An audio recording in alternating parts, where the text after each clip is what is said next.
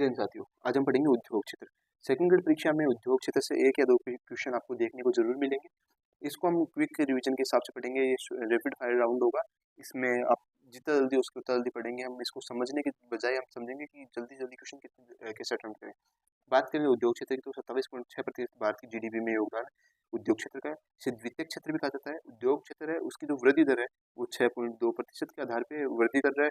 उद्योग क्षेत्र के कुछ डायमेंशंस है, वो है विनिर्माण, निर्माण, खनन एवं उत्खनन, बिजली, गैस, जल आपूर्ति। इन सब के बारे में है। तो अगर बात की जाए तो उद्योग क्षेत्र, तो उद्योग क्षेत्र को मतलब उद्योग क्षेत्र में जो जितने भी रेवेन्यू जनरेट करते हैं वो 16% विनिर्माण क्षेत्र से होता है। निर्माण क्षेत्र से 7.6% है। बात की जाए खनन एवं उत्खनन से तो 2% है। बिजली, गैस, जल आपूर्ति 2%। बात की जाए तो वैश्विक विनिर्माण में भारत का योगदान है 2.8%। भारत के गुजरात, महाराष्ट्र, कर्नाटक और तमिलनाडु इन चारों राज्यों को मिलाया जाए तो जो भारत की जो कुल औद्योगिक जीएसबी का 43% हिस्सा इन्हीं के पास है। अब भारत में कुछ औद्योगिक नीतियां भी आई है। तो बात की जाए भारत की प्रथम औद्योगिक नीति, तो 1948 में भारत की प्रथम औद्योगिक नीति आई। फर्स्ट औद्योगिक नीति आई, फर्स्ट औद्योगिक नीति। बात की जाए नवीनतम, फर्स्ट औद्योगिक नीति कब आई है? 1948। और औद्योगिक नीति जो नवीनतम है वो 1991 में आई थी। 1991 में आई थी। ठीक है। अब बात की जाए भारत की जो औद्योगिक नीति 1991 में आई थी, उसके बारे में अगर पढ़ें तो ये कब आई थी? नवीनतम उद्योग नीति 24 जुलाई 1991। कब आई थी? 24 जुलाई 1991। इसके तहत एलपीजी रिफॉर्म्स की बात सुनते हो आप? एलपीजी रिफॉर्म्स, अब देखो आपने पढ़ा होगा मनमोहन सिंह जी है, जब हमारे पास एक हफ्ते का ही विदेशी भंडार बचा था कि एक हफ्ते तक ही हम सामान खरीद सकते हैं किसी विदेशी जो देश है उससे। या बात की जाए तो मनमोहन सिंह को जो आप मनमोहन सिंह की जो वित्त मंत्री के रूप में सर्वश्रेष्ठ छवि की पहचान बनी है, सर्वश्रेष्ठ अर्थशास्त्री के रूप में पहचान बनी है, तो वो इन्हीं एलपीजी रिफॉर्म्स जो ये 1991 की जो नवीनतम औद्योगिक नीति आई है इसी के आधार पे बनी है। तो इसमें एक वर्ड आता है उदारीकरण। ये वर्ड आपको याद रखने होंगे। आपके देखो प्रधानमंत्री भी सिलेबस में, तो आपको प्रधानमंत्री के रूप में भी पूछा जा सकता है कि जो ये कौन से प्रधानमंत्री के टाइम पे आई थी। आप बताना कमेंट सेक्शन में कि कौन से प्रधानमंत्री के टाइम पे ये एलपीजी रिफॉर्म्स आए थे 1991 के आसपास। आप ये भी इससे ये भी याद कर सकते हो कि उस टाइम वित्त मंत्री कौन था। तो मैं बता दूं आपको, ये चलो आप खुद बताना। उदारीकरण, उदारीकरण का मतलब सीधा सीधा है कि औद्योगिक प्रतिबंधों को समाप्त करने तथा अर्थव्यवस्था के विभिन्न क्षेत्रों को खोलने के लिए उदारीकरण का प्रयोग किया गया। इसमें लाइसेंस राज को खत्म किया गया। लाइसेंस राज क्या किया गया? खत्म किया गया। ये अभी ठेके हैं जो दारू वाली, बात की जाए तो उनमें अभी अपवाद स्वरूप है कि ठेके हो गए। या बात की जाए तो रेलवे, परमाणु ऊर्जा, खनिज हो गया, इनमें तंबाकू हो गया, खतरनाक रसायन हो गया, औद्योगिक विस्फोट हो गया, इलेक्ट्रॉनिक एवं वायुयान के उपकरण, ड्रग्स एवं दवाइयाँ, इन सबको भी लाइसेंस राज से बाहर रखा गया है। इसमें प्राइवेटाइजेशन, निजीकरण की बात की गई है। इसमें विनिवेश की बात की गई है। विनिवेश की बात की गई, इसमें वैश्वीकरण की बात की गई। वैश्वीकरण का मतलब होता है कि घरेलू अर्थव्यवस्था को वैश्विक अर्थव्यवस्था से जोड़ना। 1991 की नवीनतम औद्योगिक नीति, इसमें उदारीकरण का उपयोग हुआ है। इसमें बात हुआ है कि निजीकरण की बात हुई है। इसमें बात हुआ विनिवेशन, विनिवेशन, इनमें इन सब की बात हुई है। इसी के साथ आपको बता दूं मेक इन इंडिया प्रोग्राम भी है। तो मेक इन इंडिया पे प्रोग्राम कितने क्षेत्रों में लागू है? 27 क्षेत्रों में लागू है। आप इतना याद रखना कि जो मेक इन इंडिया प्रोग्राम है वो 27 क्षेत्रों में लागू है। अब बात की जाए अनुसंधान एवं विकास की बात की जाए, अगर हम बात करें अनुसंधान एवं विकास क्षेत्र की, तो इसी के साथ अगर बात मैं बताऊं आपको, तो जो वैश्विक नवाचार सूचकांक में भारत की रैंक कितनी है? वैश्विक नवाचार सूचकांक, जो भारत की स्थिति है वो है 39वीं स्थिति। बात की जाए तो भारत अगर पेटेंट की, देखो वैश्विक नवाचार सूचकांक में भारत की स्थिति है 39वीं। और बात की जाए यहीं पे पेटेंट की, तो पेटेंट दाखिल करने में अगर भारत की स्थिति है वो 6ठी स्थिति, कि मतलब विश्व में अगर जहाँ पे भारत से ज्यादा ओनली 5 देश है जिनमें पेटेंट का दाखिला किया जा रहा है ना। अभी इसी के आधार पे एक बौद्धिक संपदा, बात की जाए बौद्धिक संपदा चैटबॉट,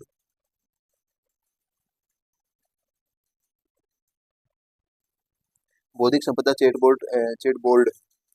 तो बौद्धिक संपदा सारथी चेट बोर्ड, सारथी नहीं लिखा मैंने, सारथी यहाँ पे आएगा। तो बौद्धिक संपदा सारथी चेट बोर्ड की भी एक स्थापना की गई है। बात की जाए तो वित्त वर्ष 2024 में महिला पेटेंट धारकों की संख्या कितनी, 5133। इतनी क्या है महिला पेटेंट धारक।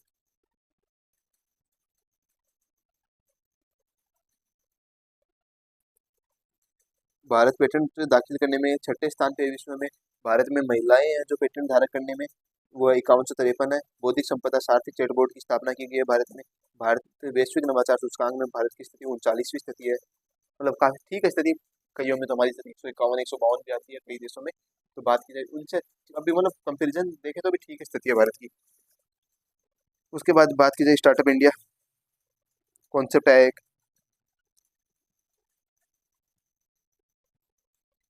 स्टार्टअप इंडिया कॉन्सेप्ट है, तो स्टार्टअप इंडिया कॉन्सेप्ट कब आया, तो 16 जनवरी 2016। स्टार्टअप इंडिया को जो कॉन्सेप्ट है वो 16 जनवरी 2016 के आसपास आया है। इसमें 3 सालों तक टैक्स की छूट मिलती है, 3 सालों तक पूंजी वृद्धि कर नहीं होता है, 90 दिनों में कारोबार बंद करने का प्रावधान है, श्रम एवं पर्यावरण संबंधी 9 कानूनों से छूट, पेटेंट फीस में 80% कमी। ये सभी कॉन्सेप्ट भारत ने, ताकि भारत में स्टार्टअप्स की बढ़ोतरी हो। तो ये हमारे देश के प्रधानमंत्री नरेंद्र मोदी जी ने इसमें काफी अच्छा काम किया है। वो भी टेक्नोलॉजी टेक्नोलॉजी से जुड़े हुए हैं। उनको शायद टेक्नोलॉजी में कुछ इंटरेस्ट भी है, तो वो इन टेक्नोलॉजी को थोड़ा अभी आज भारत की टेक्नोलॉजी को आगे ले जाने की अथाह प्रयास कर रहे हैं। अब बात की जाए यूनिकॉर्न की,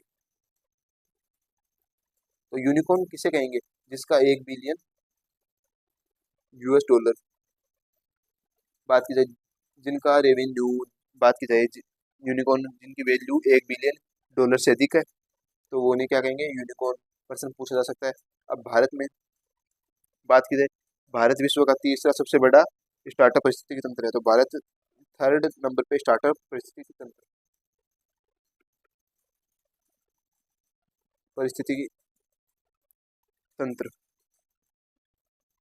भारत विश्व में तीसरा सबसे बड़ा स्टार्टअप परिस्थितिकी तंत्र है। भारत में सबसे अधिक स्टार्टअप महाराष्ट्र में। तो भारत में भी सर्वाधिक कहाँ पे है, तो महाराष्ट्र में। भारत में अब बात की जाए स्टार्टअप इंडिया 16 जनवरी 2016 को आया। यूनिकॉर्न कौन होंगे, तो जिनकी वैल्यू 1 बिलियन US डॉलर के से अधिक होगी। भारत विश्व में तीसरा सबसे बड़ा स्टार्टअप परिस्थितिकी तंत्र है। और भारत में सर्वाधिक स्टार्टअप कहाँ पे बात की जाए, तो महाराष्ट्र में है। अभी देखो उत्पादन लिंक प्रोत्साहन योजना भी आई है, जैसे भारत में ये है उत्पादन लिंक प्रोत्साहन योजना।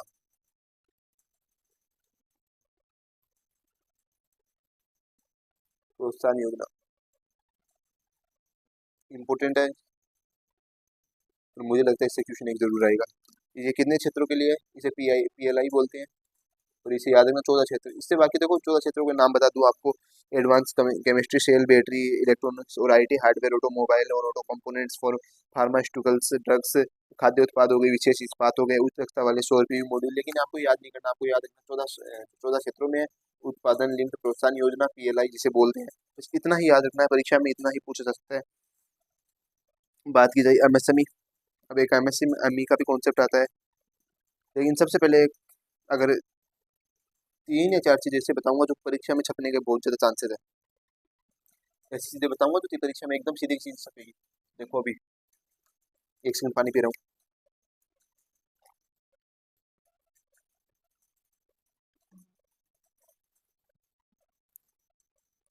हाँ तो अब देखो हम पढ़ेंगे, मैं आपको 4 जो इस्पात संयंत्र है वो बताऊंगा। तो देखो पहला पहला भिलाई,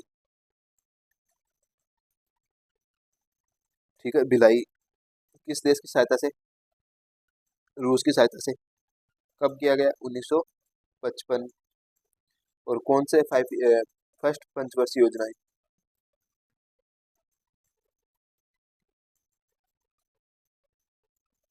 देखो भारत में ये जो इस्पात संयंत्र है वो 4 इस्पात संयंत्र है, मोस्ट इंपोर्टेंट है परीक्षा की दृष्टि से। बाकी तो काफी है, लेकिन हमें जो परीक्षा की दृष्टि से सेकंड ग्रेड में पीछे पूछे हुए उन्हीं को याद रख सकते हैं। बाकी तो याद रखने के लिए आप कितने को याद रखोगे। तो भिलाई है। बात करूँ तो एक राहुल किला है।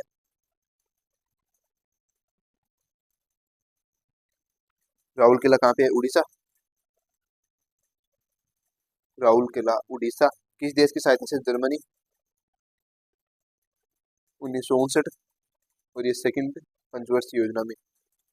इसी के साथ बात की जाए तो जो सुराउड किला है, इसी के साथ अगर बात की जाए तो एक और स्थापना की गई थी, दुर्गापुर इस्पात। दुर्गापुर, देखो दुर्गा माता की पूजा कहाँ होती है? पश्चिम बंगाल। पश्चिम बंगाल में कितने वर्ड है? 2 वर्ड है, तो यूके। और 1959 सेकंड पंचवर्षीय योजना। इसी के साथ एक और आया है, बोकारो। बोकारो है झारखंड, रूस की सहायता से। ये कब? 1964। ये थर्ड 5 ईयर प्लान में आया था, तृतीय पंचवर्षीय योजना में आया था।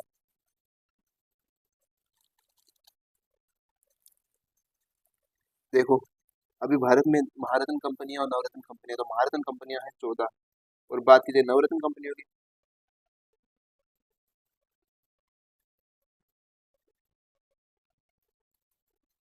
तो देखो भारत में जो बात की जाए, भारत में कुल महारत्न कंपनियां 14 और नवरत्न कंपनियां 14, तो 28 से 2 कम कर लो 26। तो देखो भारत में नवरत्न कंपनियां हैं 26, महारत्न कंपनियां 14। अब महारत्न कंपनियां तो 14, आपको सीधे सीधे नाम याद रखने होंगे। आप इस पेज की स्क्रीनशॉट मान लो, एक क्वेश्चन पूछा जा सकता है, मोस्ट इंपोर्टेंट क्वेश्चन बनता है यहाँ पे। देखो तो मैं क्रम से लिख के लाया हूँ, देखो इनमें कुछ कुछ आपको याद करवाने की कोशिश करता हूँ। Bharat petroleum, Hindustan petroleum, Indian oil, oil natural gases, oil India limited. और ये सब जो ऑयल या पेट्रोल, इससे में क्या मिलती है? पावर। तो ये साथ आपको याद हो जाएंगे। भारत पेट्रोलियम, भारत का दूसरा नाम हिंदुस्तान है, हिंदुस्तान का तीसरा नाम इंडियन है, याद रखना। देखो इसे याद कर सकते हो आप। भारत, भारत का दूसरा नाम हिंदुस्तान, देखो भारत, भारत का दूसरा नाम हिंदुस्तान, हिंदुस्तान का दूसरा नाम इंडिया। 3 चीजें याद करो कि भारत, हिंदुस्तान, इंडिया को कौन कौन से? ऑयल और नेचुरल गैस, और या ऑयल इंडिया लिमिटेड। तो Bharat petroleum corporation limited, Hindustan petroleum corporation limited, Indian oil corporation limited, oil and natural gas corporation limited, oil India limited. अब देखो दो पावर वाले हैं, power finance corporation, power grid corporation of India limited. इसके बाद आता है steel authority of India limited. बात की जाए rural electrification corporation limited, Hindustan aeronautics limited, Bharat heavy electronics limited, NTPC limited, coal India और गेल इंडिया। कोल इंडिया और GAIL India. Bharat Hindustan Indian, oil and natural gases, oil India, power. ये मैंने 7 ही याद करवा दिए, 2 ही याद करवा दिए, कोल और गेल। कोल और GAIL. Power, Bharat Hindustan India, oil natural gases, oil India limited, steel authority of India limited, rural electrification corporation limited, Hindustan aeronautics limited, Bharat heavy electronics limited, NTPC limited. ये भारत की 14 महारत्न कंपनियां हैं। 1% अच्छा बनता है इनसे। इसके बाद देखो हम देखें तो देखो भारत में कोर उद्योग है। कोर उद्योग, कोर उद्योग, इनमें 8 कोर उद्योग आपको याद करने होंगे। इनको 8 के याद करते हैं, आपको मैं थोड़े कुछ डाटा बताऊंगा, सीधा आपका जो ये औद्योगिक क्षेत्र है वो भी कंप्लीट हो जाएगा। तो कोर उद्योग में कौन कौन से आते हैं? फर्स्ट रिफाइनरी, सेकंड पे आप विद्युत याद करो, थर्ड पे आप याद करो इस्पात, फोर्थ कोयला, पांचवे की बात करें तो कच्चा तेल, छठे की बात करें तो प्राकृतिक गैस, अगर मैं बात करूँ सातवीं की तो सीमेंट, बात करूँ आठवीं की तो उर्वरक। ये भारत के कोर उद्योग है, और कोर उद्योग आप 8 है, जो 8 के 8 आपको याद करने ही होंगे। भारत के कोर उद्योग कितने हैं? 8, 8 के 8 आपको याद करने ही होंगे। इसके बाद देखो, मैं बता देता हूँ आपको।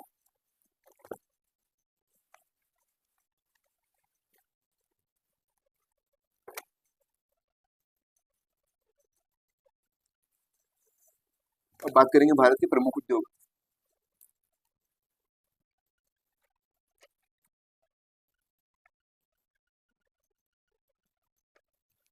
देखो भारत के प्रमुख उद्योगों में हम सबसे पहले लेते हैं सीमेंट को। तो सीमेंट को लेने में देखो सर्वाधिक उत्पादन देखो चीन में होता है, भारत सेकंड स्थान पे है। भारत सीमेंट में कितने स्थान पे है? सेकंड। और भारत में 169 बड़े सीमेंट, भारत में बड़े सीमेंट एकीकृत सीमेंट संयंत्र है। तो भारत में एकीकृत बड़े सीमेंट संयंत्र 169 है। और भारत में अगर प्रति व्यक्ति बात करें तो एक व्यक्ति को 240 किलो खपत है। बात करें इस्पात उद्योग की तो भारत सेकंड स्थान पे है। बात की जाए इस्पात उद्योग की तो इस्पात उद्योग में भारत कौन से स्थान पे है? इस्पात उद्योग में भारत सेकंड स्थान पे है। बात की जाए रसायन और जो पेट्रो रसायन है, कुल निर्यात में 7% योगदान है रसायन और पेट्रो रसायन निर्यात में 7% योगदान। और बात की जाए ऑटोमोबाइल उद्योग,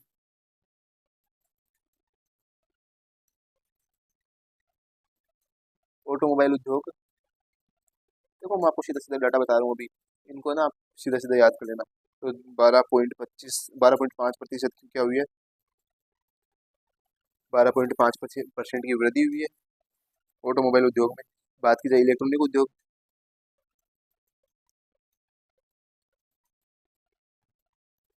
इलेक्ट्रॉनिक उद्योग में अब देखो 99% जो अपने स्मार्टफोन है तो भारत में बन रहे हैं। अगर बात की जाए भारत की तो विश्व के जो 4% विश्व में जो है ना स्मार्टफोन या इलेक्ट्रॉनिक उद्योग, उसमें भारत का जो है ना जो 4% योगदान है। और 4% में भी असेंबलिंग का है कि आप कहीं से कुछ सामान बनवा के लेके आ जाओ, अपना असेंबल कर देंगे, यानी उसको जोड़ देंगे एक जगह। बात कीजिए कपड़ा उद्योग, बात की जाए भारत के कपड़ा उद्योग की तो देखो जो जीवी है उसमें क्या है 11% का योगदान है। अगर भारत में मैंने बताया आपको कि भारत कौन कौन से में, तो भारत दूध में, दाल में और जूट में क्या है टॉप पे है पूरे विश्व में। कपड़ा निर्यात में भारत कौन सा है? 6 स्थान है भारत का। अब देखो जितनी बात होगी वो राजस्थान की नहीं होगी, भारत की ही होगी। बात की जाए कपास रेशम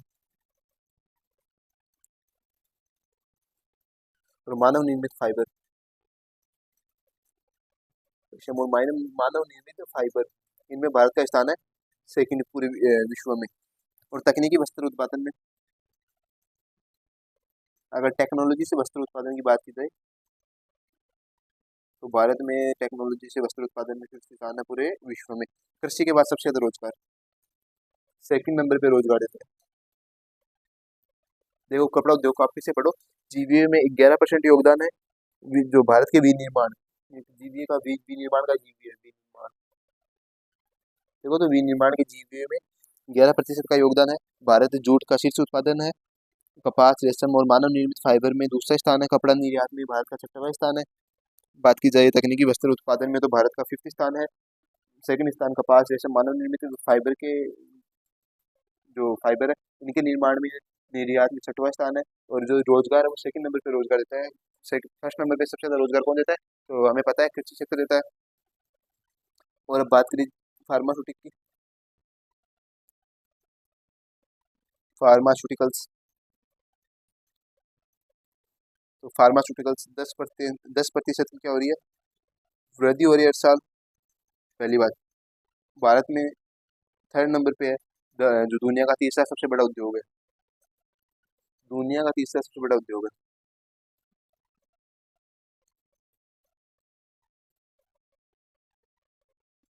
अब देखो सब लोग आजकल रोज बीमार हो रहे हैं। तो जो ये बात करें कि जो है ना ये फार्मास्यूटिकल्स है, दवाइयाँ हैं, जेनरिक दवाइयाँ हैं, इन सब में विश्व का थर्ड सबसे बड़ा उद्योग है। बात की जाए तो भारत जेनरिक दवाइयों में टॉप पे है। जेनरिक दवाइयाँ हैं उनमें, दवाइयाँ इनमें भारत क्या है? फर्स्ट स्थान पे है। ये हमारा अपना सेवा क्षेत्र भी कंप्लीट मतलब अपना उद्योग क्षेत्र कंप्लीट हो जाता है। अब बात करनी है मैं सेवा क्षेत्र की, हमें बात करनी है सेवा क्षेत्र की। अब 10 मिनट लूंगा सेवा क्षेत्र कंप्लीट करवा दूंगा। 10 मिनट में सेवा क्षेत्र